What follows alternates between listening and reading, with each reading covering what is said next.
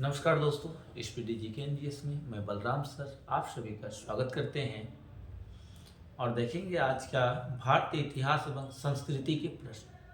उससे पहले देखते हैं मोटिवेशन लाइन। तो आज का मोटिवेशन लाइन है दोस्तों, अपने संघर्ष करने की क्षमता को बिल्डअप करो, मजबूत कीजिए। अपने संघर्ष करने की क्षमता को मजबूत कीजिए।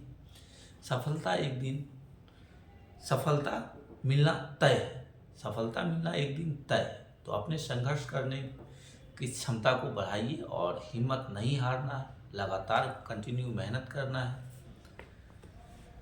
आज देखेंगे भारतीय इतिहास एवं संस्कृति के प्रश्न। बाबर की पहाड़ियों में स्थित 4 गुफाओं के नाम क्या थे? कर्ण, चौपार, सुदामा और विश्व झोपड़ी।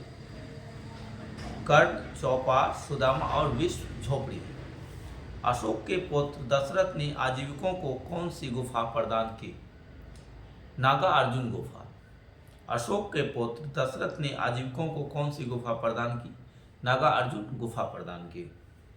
अशोक की माता का नाम क्या था? सुभद्रांगी था अशोक की माता का नाम। अशोक ने बौद्ध धर्म के प्रचार के लिए अपने पुत्र महेंद्र और पुत्री का नाम था संघमित्रा को कौन सा देश भेजा? श्रीलंका भेजा था। अशोक ने बौद्ध धर्म के प्रचार के लिए अपने पुत्र महेंद्र और पुत्री संघमित्रा को कहाँ भेजा? श्रीलंका भेजा। अशोक के अभिलेखों में किस लिपि का प्रयोग हुआ है?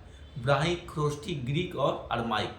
अशोक के शिलालेखों में कौन सी लिपि का प्रयोग हुआ है? Brahmi, Kharosthi, Greek, Aramaic. अशोक के किस अभिलेख में पशु बलि की निंदा की गई है? पहले शिलालेख में पशु बलि की निंदा की गई है। अशोक के किस शिलालेख में पशु बलि की निंदा की गई है? पहले शिलालेख में। किस अभिलेख में कलिंग युद्ध का वर्णन एवं अशोक के हृदय परिवर्तन की बात कही गई है? 13वें शिलालेख में। किस अभिलेख में कलिंग युद्ध का वर्णन एवं अशोक के हृदय परिवर्तन की बात कही गई है? 13वें शिलालेख में कही गई है।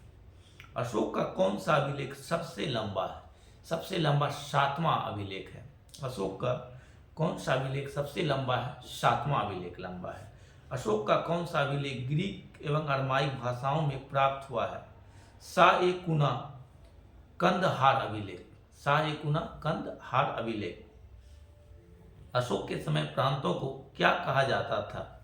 चक्र। अशोक के समय प्रांतों को क्या कहा जाता था? चक्र कहा जाता था। प्रांतों के शासक क्या कहलाते थे? कुमार या आर्यपुत्र या राष्ट्रिक। प्रांतों के प्रशासक क्या कहलाते थे? कुमार या आर्यपुत्र या राष्ट्रिक।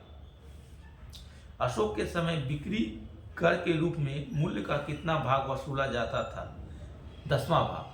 अशोक के समय बिक्री कर के रूप में मूल्य का कितना भाग वसूला जाता था? तो 10वां भाग वसूला जाता था।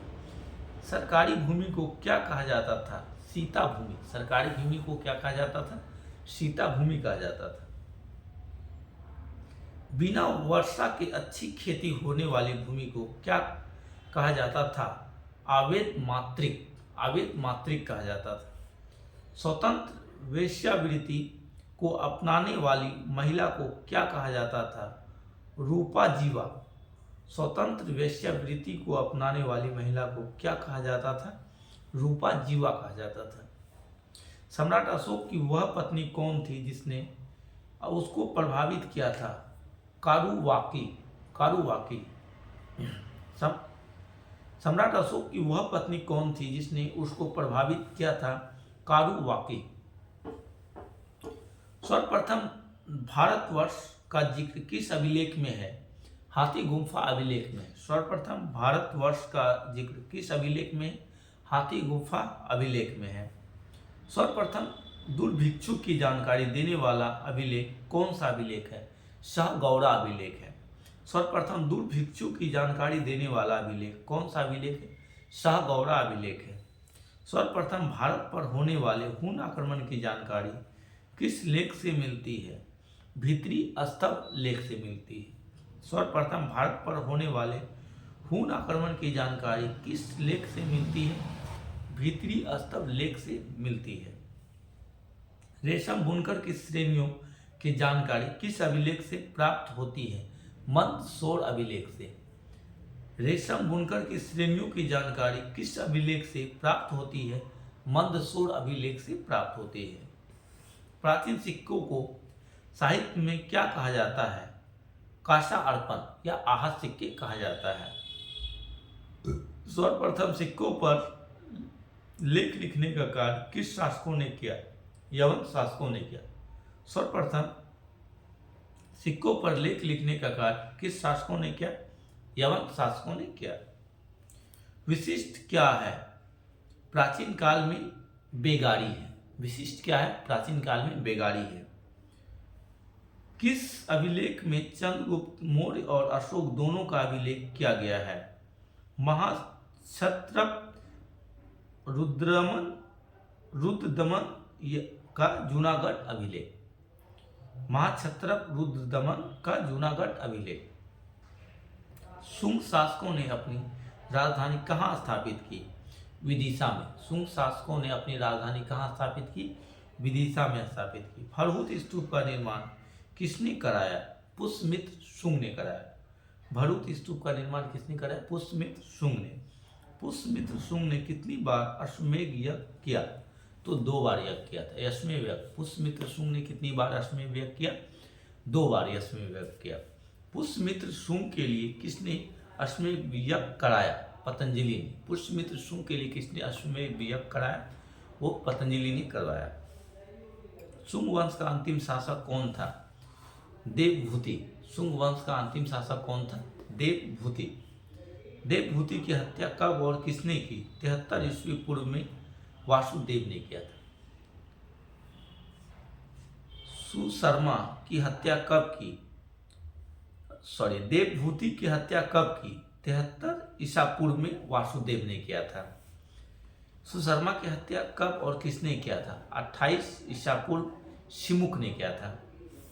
महावीर स्वामी ने अपने संघों को 11 गणों में बांटकर चतुर्विद संघ की स्थापना कहाँ की थी? पावापुरी में। पावापुरी में। हड़प्पा संस्कृति से संबंधित स्थल रंगपुर किस राज्य में स्थित है? गुजरात में। और किस नदी के किनारे? तो मादर नदी के किनारे है रंगपुर। तैमूर के आक्रमण के समय भारत पर किस वंश का शासन था? तुगलक वंश का। तैमूर के आक्रमण के समय भारत पर किस वंश का शासन था? तुगलक वंश। क्या फुतुहात ए फिरोज शाही किस सुल्तान की आत्मकथा का नाम है? फिरोज तुगलक की आत्मकथा का।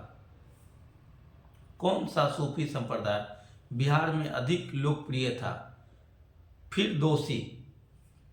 कौन सा सूफी संप्रदाय बिहार में अधिक लोकप्रिय था? फिरदौसी। महाबलीपुरम के मंदिरों का निर्माण किस राजवंश के शासकों ने कराया था? पल्लव वंश के शासकों ने। पल्लव वंश के शासकों ने। राष्ट्रकूटों का प्रसिद्ध स्थापत्यकार कौन सा है? कैलाश मंदिर कृष्ण प्रथम ने। किस स्थान को बौद्ध धर्म की जन्म स्थली माना जाता है? लुम्बिनी में जन्म हुआ था। लुम्बिनी। शिवाजी के पिता शाहजी भोसले मूलतः किस राज्य की राज सेवा में थे? बीजापुर की। शिवाजी के पिता शाहजी भोसले मूलतः किस राज्य की राज सेवा में थे? बीजापुर। मध्यकालीन भारत के किस शासक ने मजहर की घोषणा की थी? अकबर ने 1579 ईस्वी में। दिल्ली के लाल किले का निर्माण किस मुगल शासक ने करवाया? इस किले में मोती मस्जिद का निर्माण किसने कराया? शाहजहां और औरंगजेब ने।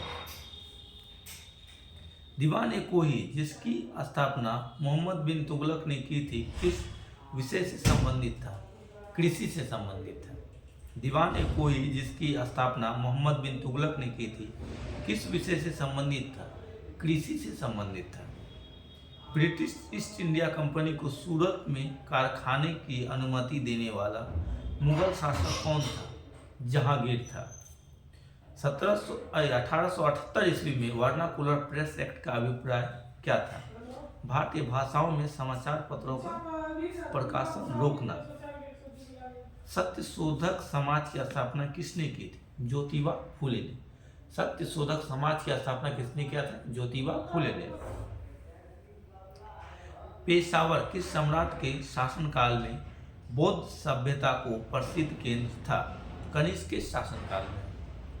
मोहम्मद बिन तुगलक के शासनकाल के अंतिम दिनों में दक्षिणी भारत में किस दो विशाल स्वतंत्र राज्यों का उदय हुआ? विजयनगर तथा बहमनी साम्राज्य का। खानवा के युद्ध में मेवाड़ को पराजित करने वाला शासक कौन था? बाबर था। दास वंश को समाप्त कर खिलजी वंश की आधारशिला रखने वाला खिलजी वंश का शासक कौन था? जलालुद्दीन फिरोज खिलजी था। भारत पर आक्रमण करने के लिए 1524 ईस्वी में बाबर को लोदी वंश के किन दो सरदारों ने आमंत्रण किया था? आलम खां और दौलत खां लोदी ने किया था। 9 फरवरी 1757 ईस्वी को आलमनगर की संधि किन किन के मध्य हुई? सिराजुद्दौला और लॉर्ड क्लाइव के साथ हुआ। तो मिलते हैं दोस्तों नेक्स्ट वीडियो में। वीडियो अच्छा लगे तो चैनल को सब्सक्राइब जरूर कीजिएगा, कमेंट कीजिएगा, सब्सक्राइब कीजिएगा और रेगुलर वीडियो पाने के लिए चैनल को सब्सक्राइब कीजिएगा और बेल आइकन को प्रेस कर दीजिएगा। धन्यवाद।